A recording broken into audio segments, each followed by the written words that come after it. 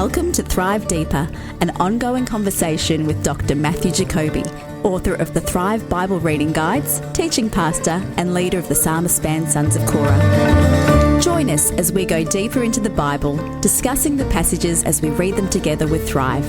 Now here's your host, DJ Payne. G'day and welcome to episode 21 of Thrive Deeper. It is I, your humble host, DJ Payne, and on this exciting episode, Matthew and I follow up on a little bit of the discussion coming out of last week's episode 20, which covered 1 Timothy chapter 2, the discussion about women's and men's roles in the church. So we cover a couple of questions on that. We get into the rest of 1 Timothy and then the second book of Timothy. We wrap it all up in this episode without getting too emotional, because the end of 2 Timothy always gets me right in the feels, as they say. All right, so stay tuned, because after the episode, I'm going to be back at the end of this discussion and let you know some very important information that we've got for you that you'll definitely want to stick around and hear. All right, without further ado, here's episode 21 of Thrive Deeper.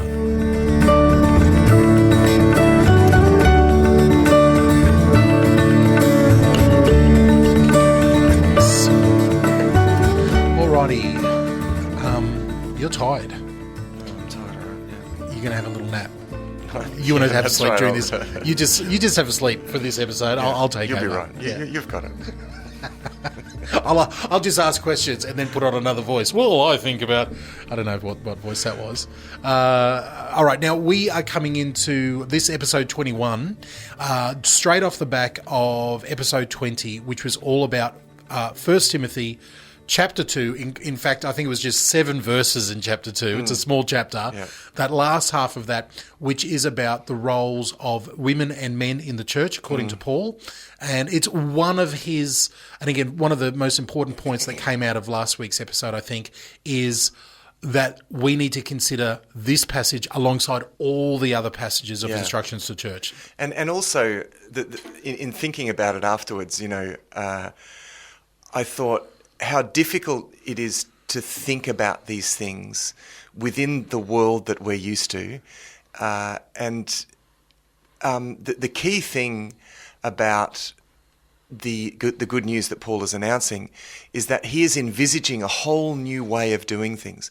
So a whole new forms of leadership and relationship, interpersonal relationships, and completely reimagined.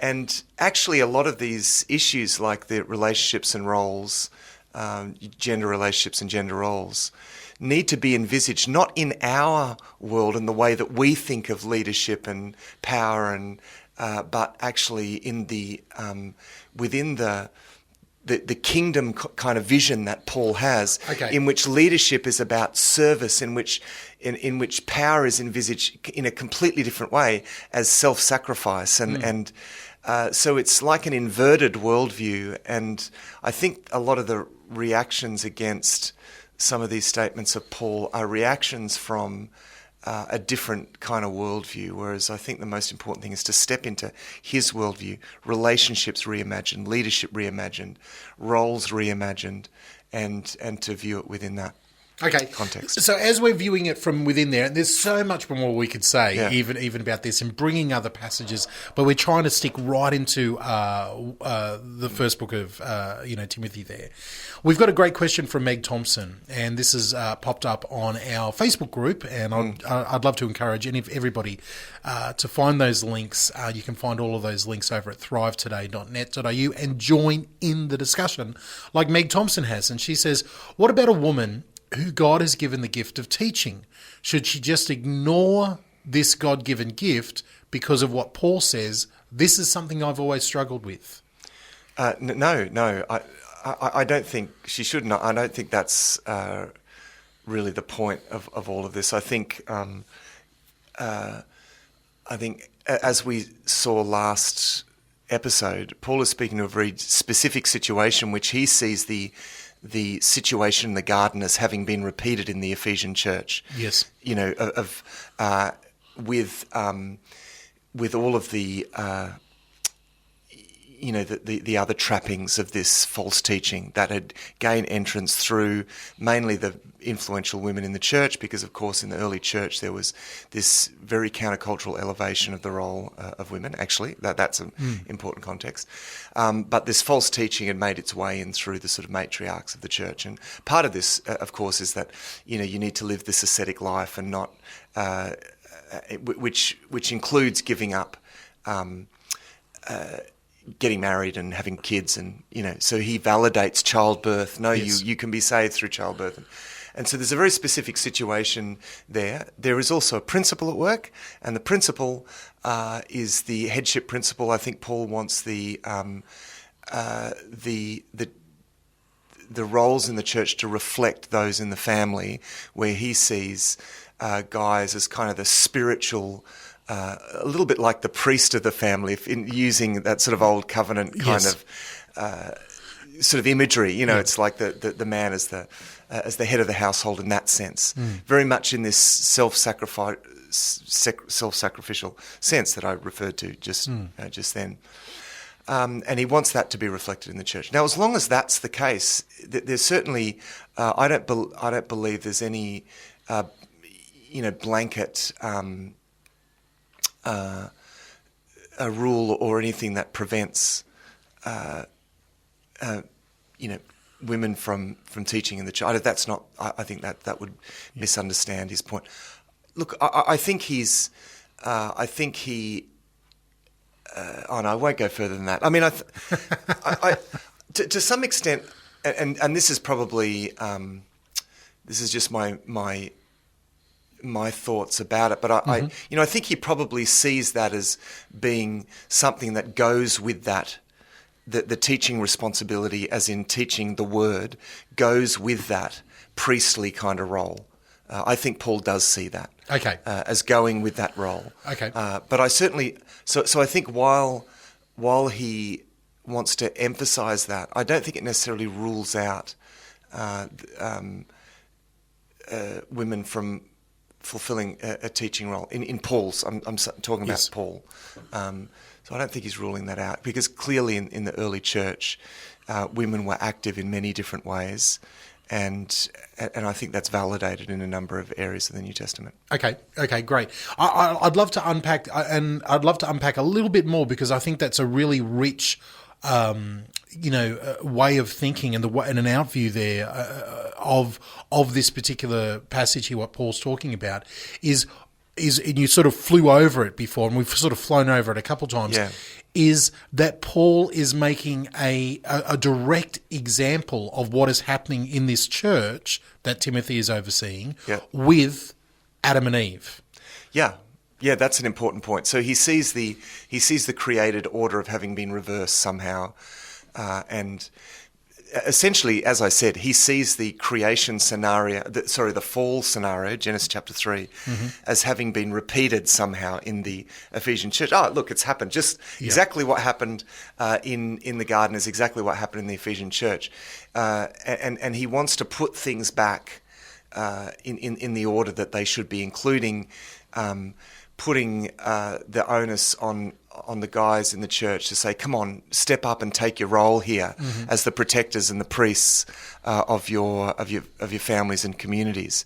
And so I think he does want to put an emphasis on that, and he wants to assure, as I said, women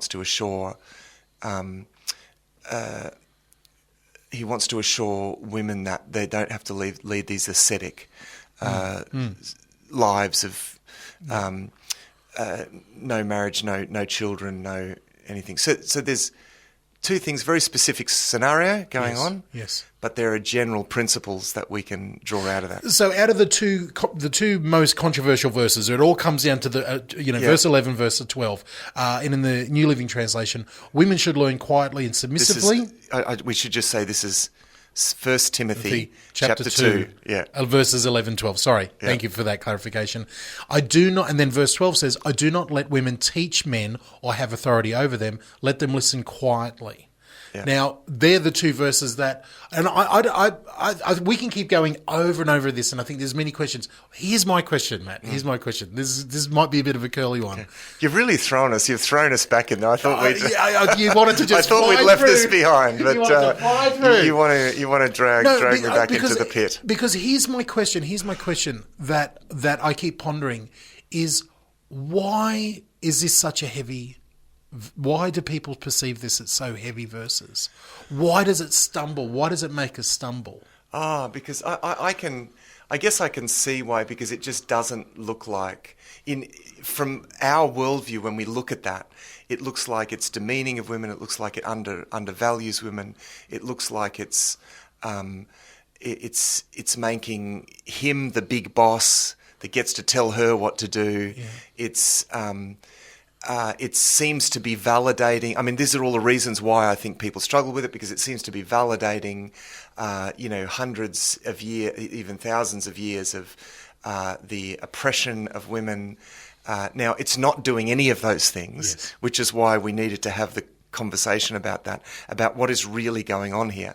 Now, of course, again, that's viewing it through the lens of another kind of worldview, a very fallen worldview. But in the worldview of a renewed the kingdom of God, yes, where all relationships are redefined, where, as Paul says elsewhere, there is no slave or free, no man or woman, no Jew or Gentile.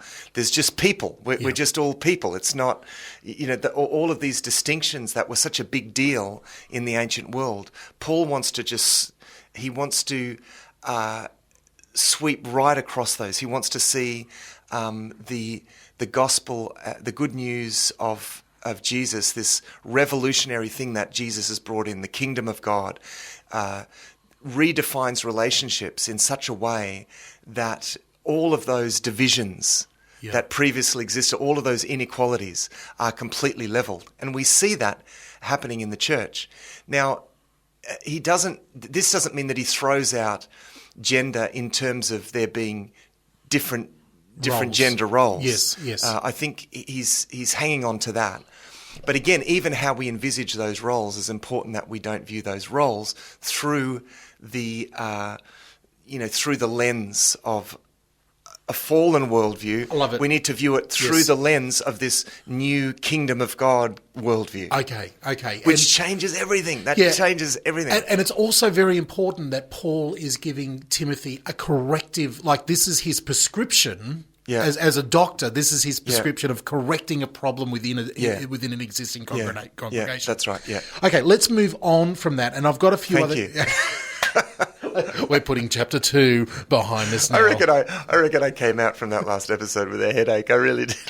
You did. I saw you walk out of the studio and it was like, he's a broken man now. Now, chapter 3. I want to move into chapter 3, and we're going to loosely go through this. And this is chapter 3 in 1 Timothy, where he gives, on the back of all of these gender things and talking about worship and stuff, it can seem that people are discouraged from taking leadership in the church. And Paul goes on to say, no. If someone aspires to leadership within the church, it's a great thing. Here's some qualifications. Yeah. So around those qualifications, a couple of questions. Now, he goes from talking about leaders, church leaders, some translations say elders, and then he goes on to talk about deacons. Other translations have, there's different words here. Yeah. Is it all the same? Is it semantics? In this, in a Baptist tradition, you might see some elders, but over here in this Baptist tradition, they've got deacons. In this Presbyterian tradition, they've got a different word for it. Are the words important? Is it important that we have a badge with our name and it says elder on it? Or is it you're just doing the job within the church? This is how we qualify you. Yeah, okay. Is this office, the office is important, Okay, well, I think the principle of leadership is very important. Yeah. And I think, first of all, so I'm just working big picture for the moment. The idea of leadership and responsibility, it's that there are levels of responsibility, and Paul and the New Testament validates the idea of leadership. Mm-hmm. I know that there have been some minor movements, I think, like the Quakers, for example, would have no leadership at all. Yes. It's just Jesus is our leader and there's very flat. That's right, very flat. Whereas, I think that Paul validates leadership very much as a principle, that's a thing. And again, though, we need to view leadership through a kingdom of God lens and not through a fallen world lens, where leadership can too easily be associated with power and he's the big boss that gets to tell everyone what to do. Leadership in the biblical sense is defined by Jesus' leadership, who says, you are not, said to his disciples, you're not to lord it over each other as the Gentiles do, but you're to exercise this self-sacrificial form of leadership, servant leadership. He who wants to be a leader must become the servant of all. Right? That's leadership completely reimagined. I mean, no one was saying that at the time about leadership. But Jesus institutes this completely new view of what leadership is, that he says is going to be, sorry, I'm going to let you get a word in a moment, that he knows and says is going to be way more effective than any other form of leadership. Exactly. And I just want to reiterate, you said, no one was saying what was Paul saying back then about leadership. Today, nobody's saying my boy. Well, it's out there a little bit in leadership, the idea of being, because these Christian ideas have infused themselves into our culture. But I would argue that the overwhelming cultures around the world today, that in most, whether it's Western, Eastern, Asian, African cultures, leadership is something to be grasped and lorded over people and for self-gain. We see that over and over again. I mean, it can happen in churches too. Yes, exactly. Ironically, tragically, ironically. So that, leadership is an important principle. Now, to get to your question more directly, in terms of how that's structured with elders and then deacons, look, I think there's a principle there. I think that there's the principle of recognising specific roles within specific kinds of leadership roles. So in the early church, the deacons were set aside as administrators to administrate, the food supplies and the flow of resources and various things. Yeah. And then there was the apostles and the elders, and I'm talking about the original 12 apostles. Yes. But after that, the elders were seen as having a spiritual leadership kind of role, like a shepherding, more of a shepherding pastoral role, perhaps. Yep. Within that was included the teaching role. So Paul focused on the teaching role of elders very much. So there are certainly those elements. Different kinds of leadership are recognised. Now, how we structure that today and how we use these words, there are lots of different approaches to this. And there have been throughout the history of the church, and so, we are part of a Baptist church. Baptist churches are fairly flat, leadership wise. But we still have an eldership. In our case, we have governance and pastoral elders. Yes. So we recognise those two elements of leadership. Now, we don't actually call anyone deacon because there's a sense that I'm just talking about what we do, and I'm not saying that that's correct. The right. In fact, I'm not even sure there is like a right way of doing it. I think just whatever works, as long as we recognise the principle. This is one of the great things about the New Testament, about the Bible, and even going specifically the teaching of Jesus. And the apostles, especially Paul afterwards, is that it is so. It's in one hand, it is so clear and defined with different things. He gives instruction that is very clear, like what the qualifications are. But on the other hand, it is so loosey-goosey to be able to fit into any culture around the world. Like I think there's the beauty. Like it's the same when you're talking about parenting in the Bible. The parenting styles, and this is another way. Like in the church family, it's very loose in the sense that. Take minutes, have a chairman of the board, and then that chairman will, we could have had that. We could have had a list of instructions. Yeah. And on the 12th of every month, you do, it could be a list of instructions. We don't have anything like that. Well, it's great that we don't, because what we do have is the principles. Yes. We have the principles, okay? Yeah. Now, how we incarnate those principles in practice, how we put those into practice, is really up to us. So I think there is a lot of a lot left to us as to how we work out these principles. So you've got the Anglican and Catholic traditions where you have bishops and it's more hierarchical. Then you've got the Presbyterian model that is more eldership based, and you have your local sessions and your synods, and then you have the congregational model, which is independent, quite independent congregations, where the congregation has the final say. It's the sort of democratic model, really, congregationalism. I don't think any of them are. I don't think it's a matter of right or wrong, actually. It is what it is. And, sometimes some models work better at some times than others, perhaps, you could say. You left one model off the table that I'm wondering if you did that on purpose. There are some churches and some traditions out there that are very top-heavy, as in it's a one-man show. This man is out there, he is forming the church, his way is a highway. Yeah. And look, in some cases, in some churches, if the man is good, the church is great.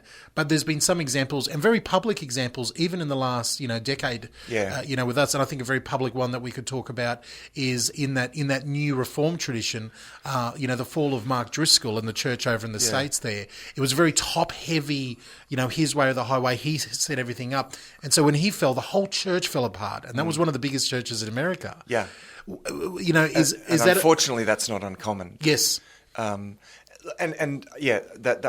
didn't purposely leave out that model. I mean, so that model is where you have your senior leader who really there's a lot more focus on that person as the senior leader, and then you often will have a board of elders, but they will be more the next level, really. I mean, some.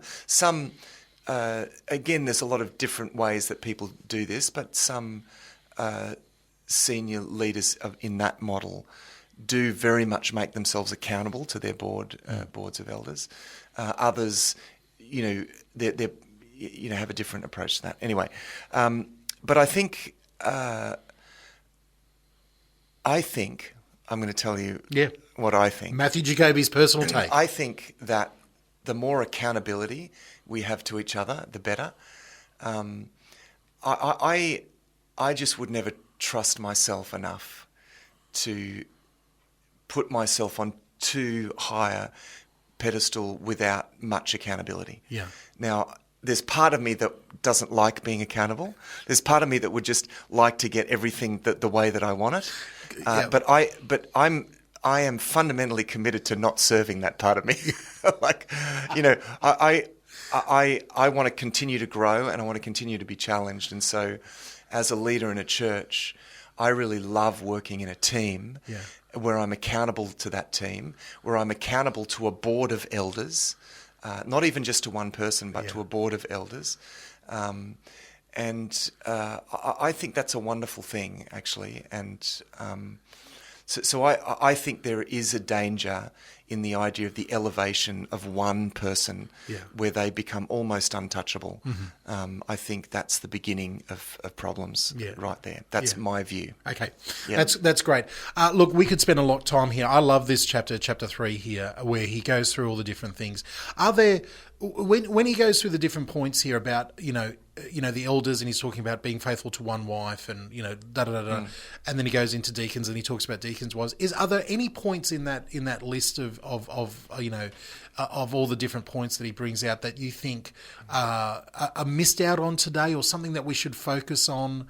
Are there anything that, are these, another way of saying it is, are any of these disqualifying, points where are we going, man, the churches today aren't doing this, things like that? I think one of the things, unfortunately, that this chapter has done, and it's not the fault of this chapter, it's the way that sometimes those in ministry read chapters like this, is that we use this to create a veneer, so we need to appear to be all of these things. Yes. And there's so much pressure, I think, I think pastors put a lot of pressure on themselves to need to appear to do all of these things, right? So if I'm not doing anything well, I just need to I don't know, push that to the side, or if I've got problems at home, or if there are whatever's going on, I at least need to have my family look like we've got it all together, or that I look like I've got this all together myself, or that would be the death of. I feel like that would be the death of me. I mean, I do take these things very seriously, because I think as leaders we need to be an example. Yeah. But hey, we're far from perfect. This isn't saying that we need to be perfect as leaders. So I don't think it's. I don't think we should use this to, disqualify ourselves if we find some imperfection. However, we also need to recognise that we need to embody the things that we're meant to be talking about. Some interesting things here for sure. I mean, not a lover of money. There's one. I think that's important. I mean, he must manage his own household well, with all dignity, keeping his children submissive. Goodness me, I'll have to. I feel like I need to work on that one. Have your beautiful children discovered this passage yet and are beginning to use it? Well, I think again the thing here, and I'd encourage those in ministry to take this as an encouragement to not neglect your family for your ministry. I think that can too easily happen. I mean, this isn't saying that you've got to keep again, this is viewing this through a broken worldview rather than the kingdom worldview, where in a kingdom of God worldview, it is love and respect that brings out the best in people, and I can the best that I can do for my kids and my family is to love them and respect them. I don't always do that well, but when I do it well, I find it brings out the best in my family situation with my kids. So I can do that, and I think it's really important, as I said, for us not to neglect our kids for the sake of ministry, which does happen, and I think there's plenty of pastors' kids who have had bad experiences because of that, and that's very unfortunate. So I think this is encouraging pastors to do that. Yeah, be devoted to your family. One thing that jumped out to me is verses 6 and 7, where he says a church leader must not be a new believer because he might become proud and the devil would cause him to fall, and that also people outside the church must speak well of him so that he will not be disgraced and fall into a devil's trap. Look, but those two factors there are phenomenal. Not being a new believer because there's a temptation to be proud in what you're achieving, and then also having a reputation in the community outside of the church, and people outside the church say, oh, Pastor so-and-so or Elder so-and-so, great person. Yeah. I think that's a really important thing, because there's a certain amount of life experience that's needed, really, to be a leader. And so, I mean, when I say life experience, I mean life walking with God to attain that wisdom. It's not necessarily saying, I mean, someone can be young, like Timothy was young, but I think he had a lot of experience behind him, and he was also brought up in the scriptures as well, as is made clear. So he's a strongly biblically literate individual, and also, he's been hanging out with Paul, so you can't get a better apprenticeship than that. This guy's got. Look, I think it is possible to thrust young people into positions of authority far too quickly. And, I think that's possibly setting them up for unnecessarily failure in some sense. Able to teach is another interesting one here. I think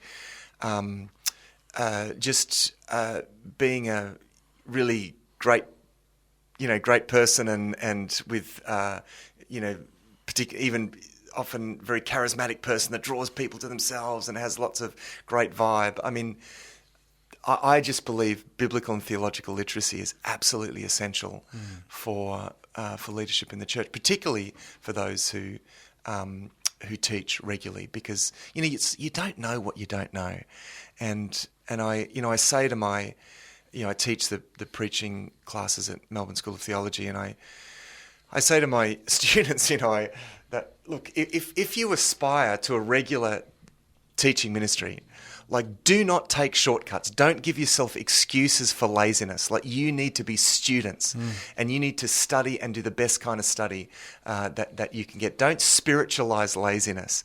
Don't just say, oh, we just by the Spirit and so we don't need to study. Because I think there has been a bit of a shadow cast on any sort of academic work as though that's all dry stuff and we don't need to do all that. Well, that's certainly not a New Testament idea. Paul himself was a real scholar, and I think it's too easy for us to excuse laziness and to spiritualize laziness in terms of study and learning.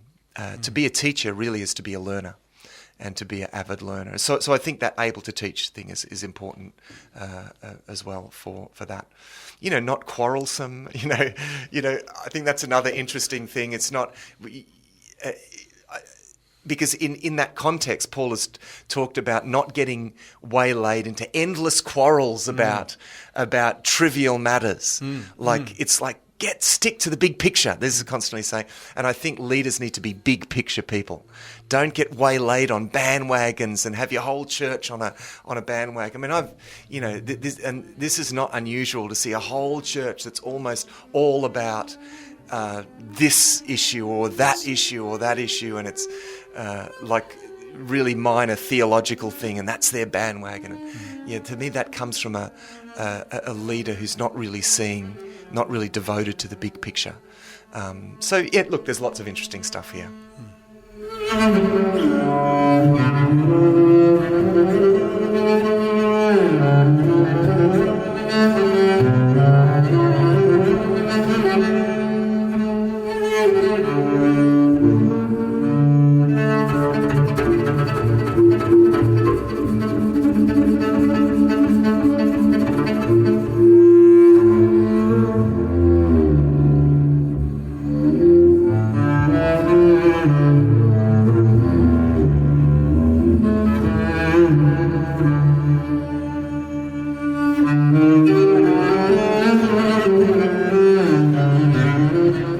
Let's leave the book of 1 Timothy behind us, and as we wrap up this episode, let's do a really flyover of the book of 2 Timothy. Yeah. And because that's where we're currently in. Seems a pity to fly over it because it's such an amazing book. Well, we could put a few more bonus episodes out there, Matt, and really dig in. Now, as we get into the book of 2 Timothy, the overview here, and we've mentioned it briefly as we did the overview of Timothy, this is one of Paul's final books. Well, this is his final letter. Final letter that we have from Paul. And in fact, this is, not only is it his final letter, but this is a letter written just before he was executed. So, and he knows that in this letter. Clearly, he knows that he's facing execution.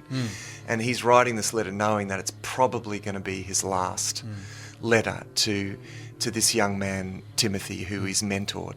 So it's filled with this affection and with this sense of enormous hope. But this is where this letter is so rich, because what do you say to the next generation leader when you're that you're about to be executed? What do you say? Well, it's there written in 2 Timothy. Yeah. I mean, you've got to read 2 Timothy. Like, don't skip this bit. No. And in one sense, it's so melancholy for me. I mean, it's so rich in teaching. It's so, as you say, there's a deep affection as an older man writing to his young prodigy, his young son in the faith, as he calls him. And there are moments in it that are just, oh my goodness, heartbreaking as we hear, the humanity of Paul come through in this inspired letter.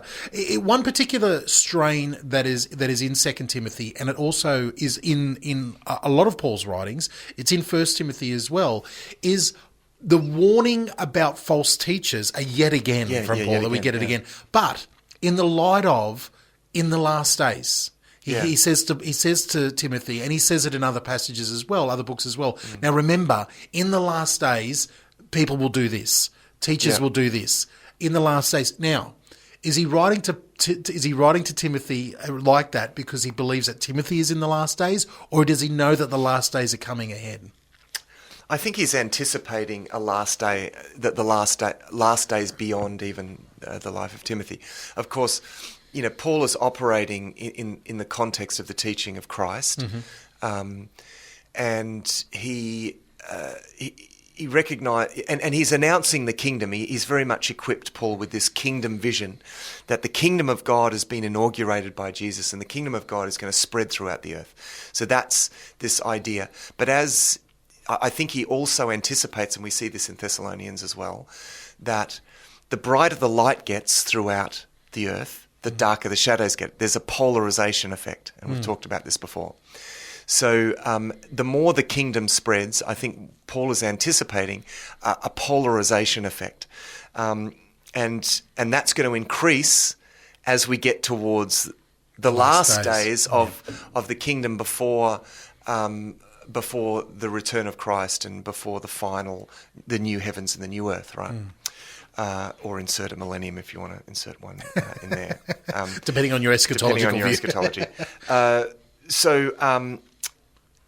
So I think, and look, I think it's very interesting what he says about the last days. Yes. Because it really looks like the time that we live in. It's like, this looks like the last news report that I just saw. Turn on your news right now. But here's my question, Matt. You've just alluded to it, and I might be putting you on the spot here a little bit, but that's my job in this podcast.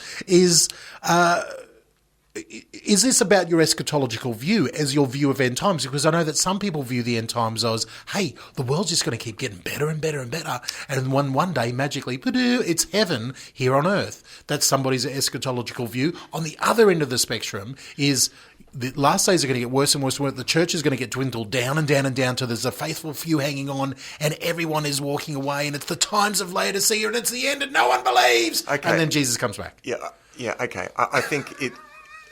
Yes, those are caricatures. Thank you, DJ, for those caricatures. I'm not sure whether caricatures are helpful. I'm grossly generalising here, like one end of the spectrum to the other. Let me explain that a little more clearly.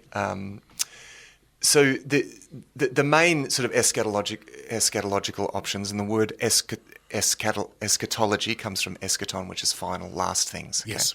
What's going to happen in the future? I think no matter what your eschatological view, the spread of the kingdom in this age fits in all of them, really. Yes. Because Jesus ushered in the kingdom. He said the kingdom of God is going to spread like yeast through the dough. It's going to grow like the tree. That the end time is going to come about once the gospel goes to all of the world. However you see that. Now,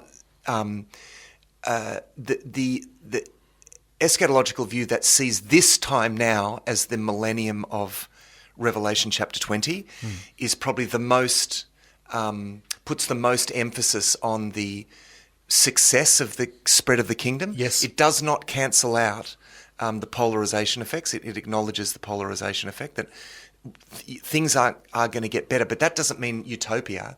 That just means that the kingdom will indeed spread throughout the earth, because Satan has been bound, not that he can't tempt, but that he can't just he doesn't have authority, because all authority, as Jesus said, is given to me. So, but even eschatological view that sees a literal millennium, so either the church ushering in a utopian period, which is post-millennialism, or Jesus comes and then ushers in this utopian millennium. Even those still recognise a spread of the kingdom through this period. Amen. And an increased polarisation towards the last times. Now, actually, the view that even say a millennial view that looks at this period and says, things are just going to get worse and worse and worse, that actually is not a formal part of any one of those views. That's actually not really how even adherents of premillennialism, let's say, I think that's really a caricature of that view. I think that sort of pessimism should not be part of any eschatology, because of Jesus' promises about the kingdom. Now, the fact that the kingdom is going to spread throughout the world, as I've said many times, that is going to be successful. Jesus said the gates of hell will not prevail against the advance of his church, right? So the kingdom's going to spread. But things are going to get worse because things are going to get better. Okay. Brighter the light, darker the shadows. It's like increased polarization and friction towards the end. So the parable of the wheat and the weeds, the wheat came to full fruition, the crop, so that in Jesus' interpretation of the parable, he says to his angels, go and root out of my kingdom everything that does evil. Yeah. But the understanding is that the weeds have come to full fruition as well, alongside the wheat. And he had to wait, and they had to wait for them to come to fruition for that action to be taken. That's right. So this is this idea that in the beginning, like using that picture of the weeds and the wheat, they're kind of indistinguishable. You don't know what's weeds and what's wheat. But as they come to fruition, it's very clear. It becomes much more polarized, and this is this idea that Paul is working with when he says in the last days, he says there will be times of difficulty, for people will be lovers of money. For people will be lovers of self, lovers of money, proud, arrogant, abusive, disobedient to their parents, ungrateful, unholy, heartless, unappeasable, slanderous, without self-control, brutal, not loving good, treacherous, reckless, swollen with conceit, lovers of pleasure rather than lovers of God, having the appearance of godliness but denying its power.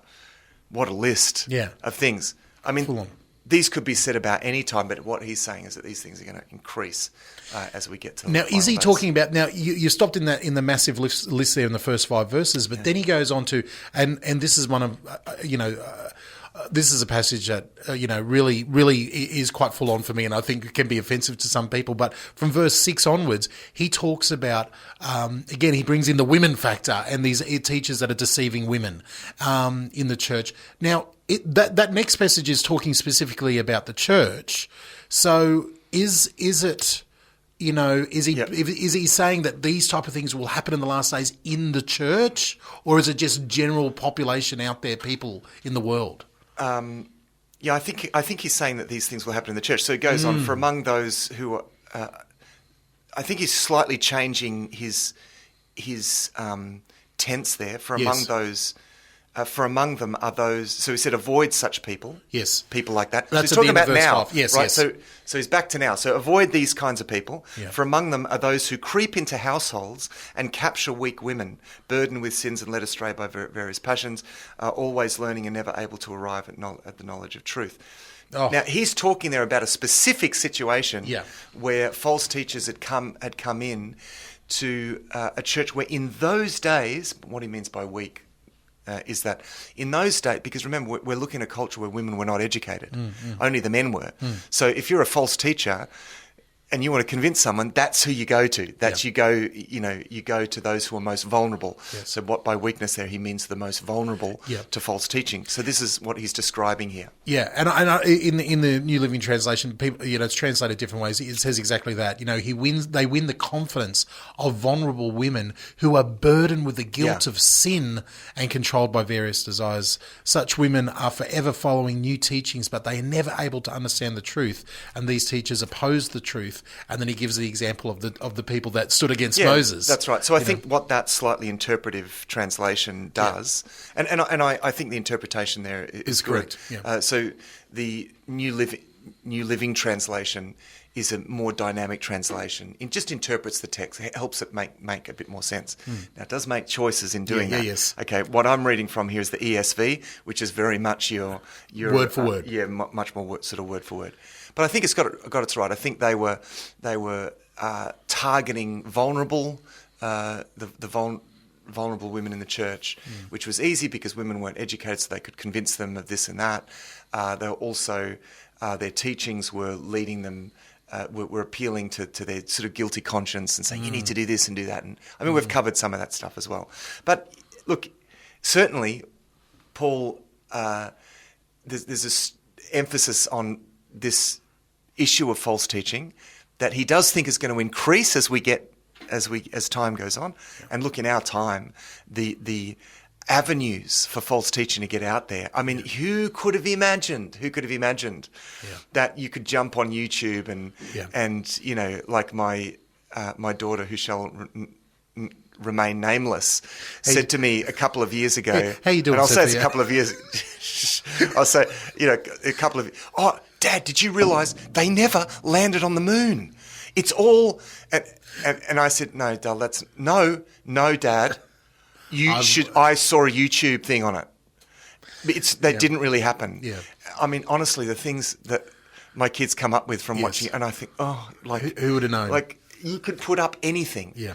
And as long as you make a convincing case, and with picture, with what you can do making videos. I went down a rabbit hole literally this week, looking at a new classification of Instagram star, like Instagram, the social network sharing photos, the Instagram evangelist. Becomes an Instagram star and they're an evangelist, and I'm like, hang on. And I went down the whole looking at these people like, what church are they associated with? They've got like 1 million followers on Instagram making money from selling their stuff, shirts or merchandise, whatever it is. And they just say great things and travel around on Instagram visiting different places. And I'm like, my goodness. Again, like you said, who would have known? Who would have known there was this many platforms for people to get... And conspiracy theories, I mean, and I just really cautious... I would caution our listeners, if you get something, say, through Facebook or Instagram or that's alarmist, and quick share this. Okay, please put it by your pastor first, right? Yeah. I mean, the classic one that's getting around is the King James only thing. Oh, do you realise that the NIV misses out all of these verses and the King James is the only version? I mean, these have been getting around for a little while now, but it's a complete conspiracy theory, and it's completely false. It's based on a misunderstanding of how we actually got our Bibles, really. And I'm not going to explain it now, but and then there's all sorts of conspiracy theories, and before you press share, just like do a little bit of research or something, because not just I checked my Bible and the NIV was missing some verses. No, actually, you need to talk to someone who knows that. We live in the age of information. There's so much cheap and bad information out there. One of the in the old days, to get stuff out there, you'd have to publish it. And so it would have to go through a review process, a peer review process. If you wanted to, put something out there in biblical studies, you need to do it through biblical studies journals or publications. And so it would be peer reviewed, and there was a natural sense of accountability with that. But these days you can just put anything up. I mean, I say to my students at MST, I mean, it's a requirement for essays that in your referencing, like, you need to show that you have researched, peer-reviewed, like refereed kind of resources. So published, established resources. Yeah. They can be online, but as long as they are what's called peer-reviewed. Because otherwise, like... We're in the land of anything goes. We're in the land of anything goes. And this is the age in which we live. And Paul's warnings, I think, are so poignant that, I want to find out about this, like... And I'm not just talking about how to, fix your fridge. Yeah, that's fine. Like, there's great YouTube videos around that. There's great YouTube videos about that. I'm talking about like theology and biblical studies. Yeah. Sure, like if there are key people who are reputable Bible scholars, then absolutely, then I think that's great. But don't just take whatever is out there. Don't react. Don't react with it. The first reaction, let me encourage you, if you're feeling a little bit convicted, you think, oh no, I just shared something like that. Look, here's a recipe for you in the future. Step 1, stop, think, pray, and then go to the Word. Just, you've got the Bible right there. Go, okay, how does this match up with the Word? What happens there? And then if you're still convinced, like you say, hopefully you've got a pastor or pastors in your life, some sort of elders or teachers in your life. You can go, hey, I saw this. Am I correct in thinking this? I looked up this reference. Am I right? Yeah. And then hopefully you've got someone who's discerning in your life to be able to say, oh, actually, no, that's great. Or, actually, no, there's an issue here. Let me show you why, and bring out something more that you don't understand. And that's not a shame. No one should ever feel ashamed for being excited about the things of God, even if it's been, misdirected. Yeah. It's not a shame to have that, even if you got, oh my goodness, I've believed in something silly here. Yeah. No.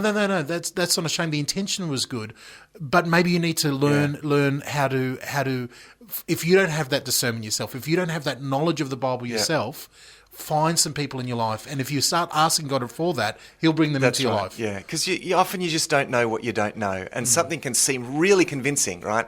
And it gets communicated in a way that's really emotive. And, you get really, and quick, and you impulsively you share it. I've just got to let everyone know this so that they feel as convinced as what I am. But you know what? It could be completely false. Yes. And you could be really wrong, and you're doing a lot of damage just by sharing it. And go back to this part of 2 Timothy here and think, okay, does it measure up into this?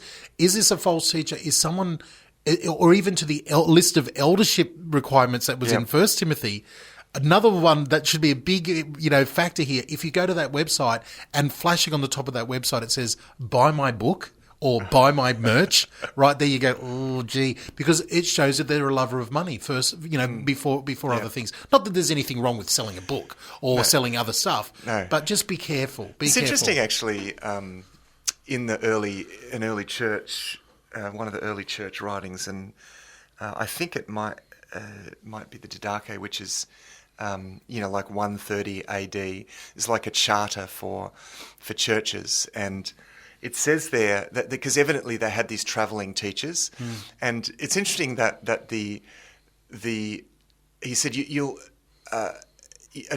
says if anyone comes to you and asks for money, they're a false teacher. It's just like straight out, and I thought, whoa, I love it. It's really quite uncompromising because the travelling teacher was a big thing back in those days. Yeah. So hey, here's a really good way. If they ask you for money, no. False teacher. Yeah. I don't think. I think that's a little black and white. But gee, it separates. It worked for them. Yeah, it really separated. But it also allows the church to say, "Oh, you're a travelling teacher. Come in. We're going to be hospitable. You've done a great thing for us. God's blessed us. We're able to give you a gift." After that. That's right. Paul's idea of do not muzzle the ox while it's treading out the grain, and the worker is worthy of his wages. Paul is, I think, very adamant about that. But so there are a number of things that could make us suspicious. I don't think we need to be overly suspicious and cynical about everything. Let's not go to the other end of the scale either. Which is basically where I live. That's basically, on a good day, I say, thank you, Lord, for giving me the gift of discernment. And on a bad day, I'm like, Lord, please let me repent from this cynical worldview that I have. It's always a challenge for me there. Well, you and I often in our conversations, you'll be much more black and white. Yes. And, this is false teaching. And let's just be a bit more open-minded. And, listen, let's wrap it up because we could go. This is a rabbit hole we could go long down. Let's just jump to the end here. Like this final chapter here in 2 Timothy, chapter 4, where it has Paul's final words, his final greetings, and everything like this. If I was about to start reading it out, and I think, you know what, I can't read this out because I usually end up crying at some point. The tears come to my eyes because it's so human. It's so there's a sense of sad here. One little point that I'd like to make mention of is that he says that only Dr. Luke is still there with him, transcribing everything, making his notes. Obviously, Luke is writing the book of Acts, and Paul is, giving him all that information and there. And he says, he says to young Timothy, bring Mark with you when you come. And this is the same Mark that early on in the mission trips, Paul said, "Get out of here! Yeah. You're not man enough for us." Yeah, he and Barnabas had a big argument about that, because Mark, I think, just probably faltered a little bit towards the end. Oh man, Paul was he just had real grit about him, I think, and there's just because he seems to have this energy and this high standard, and I mean he's incredibly self-sacrificial, but he just didn't take. How would you put it? He just wouldn't suffer fools or suffer any kind of compromise and so the moment that Mark falters, he's like, get rid of him. But Barnabas really sticks with him. Barnabas says, no, we need to give this guy, there's something going on here. And Barnabas is the encourager, Yes, and in the bigger picture of God's kingdom, that was God's plan to say, right, I've now multiplied the effectiveness of this team. Yeah, that's right. Because they're both going out here separated. Yeah, they go there separate, and Barnabas takes Mark. But actually in the end, I think this is beautiful because Paul acknowledges, oh, no, Mark, he is great. He's a great guy. Yeah. I just, I think it took a Barnabas to make Mark what he was. And you know, there are these Barnabases in this world who are just great at getting alongside people and persevering and who have this kind of pastoral patience. You know, I don't think probably Paul had a lot of that pastoral patience, and that was very much Barnabas. Yeah. But he acknowledges, no, Mark's he's great. He's doing great. So it's a wonderful ending. Yeah. And of course, this is the Mark who wrote the Gospel of Mark. Yeah, exactly. So this, you know, and the other thing that I get here, especially speaks very heavily to today, and especially I think even the age that you are here, that Paul speaks the truth of the utter, like in some people's view, and there were teachers out at that time saying, this is a measure that Paul isn't from God, or Paul isn't being blessed because he is alone being judged. And he says, everyone deserted me. I was before the judge by myself.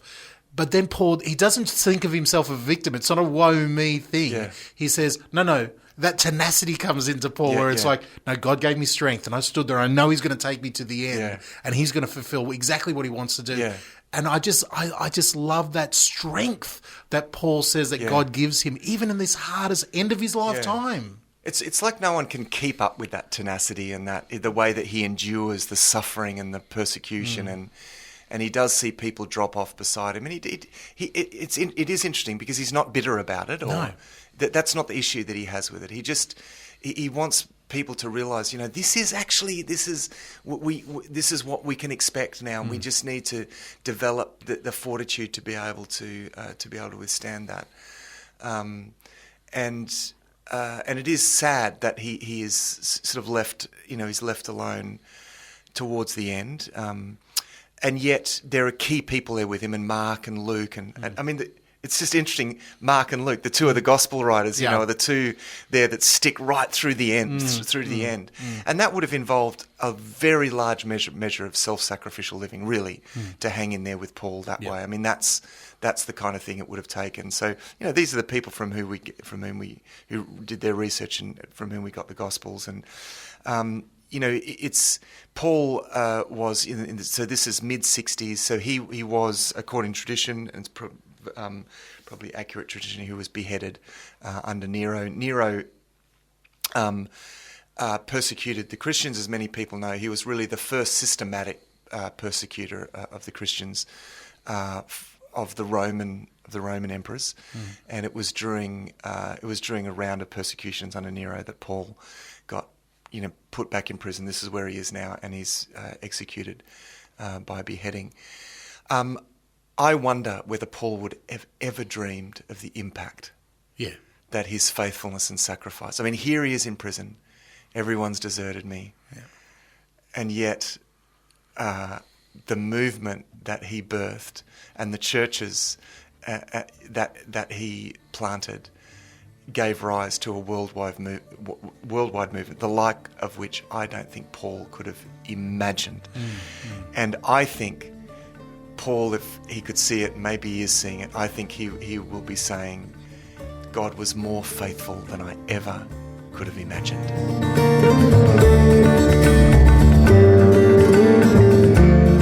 Such a bittersweet way to wrap up this final letter from the Apostle Paul.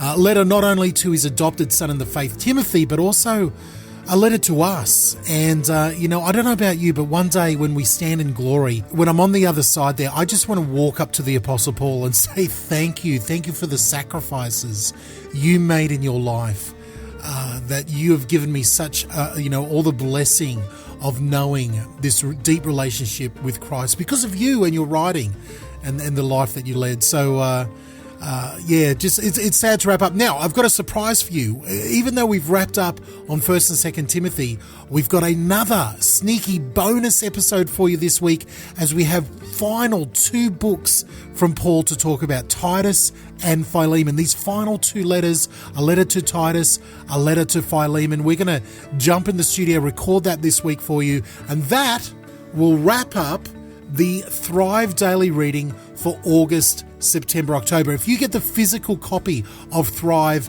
you've been walking around with this beautiful teal green copy for August, September, October, and we will be wrapping up this week for that one. And that'll take us into the new one, the Fire Engine Red, November to January. December 2018 into January 2019, and starting off with the book of Ezra. Getting back into the Old Testament there and talking about the incredible time when the Israelites are coming out of exile. I cannot wait to get into that one. So now, if you need to send us a question, or you want to give us some feedback, or you need to get a copy of the Thrive Daily Reading Plan, or you want to get some bonus ones, make sure you head over to our home on the web. That is at thrivetoday.net. You can subscribe there, both with a physical copy or a digital copy, and you can also, of course, send us your questions and feedback. We love to hear from you. Now, I will let Benita, the wonderful voiceover lady, come on in just a second and tell you all the ways you can find us there. But until next time, which will be a sneaky bonus episode with Titus and Philemon, this has been DJ Payne for Thrive Deeper. Thank you so much for tuning in.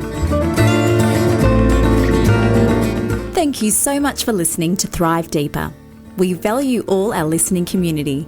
If you are on Facebook, search and like Thrive Today page to get all of our latest updates. Our home on the internet is at thrivetoday.net.au. There you can subscribe to the Thrive Daily Reading Guide and contact us directly. That's at thrivetoday.net.au. Until next time, thrive.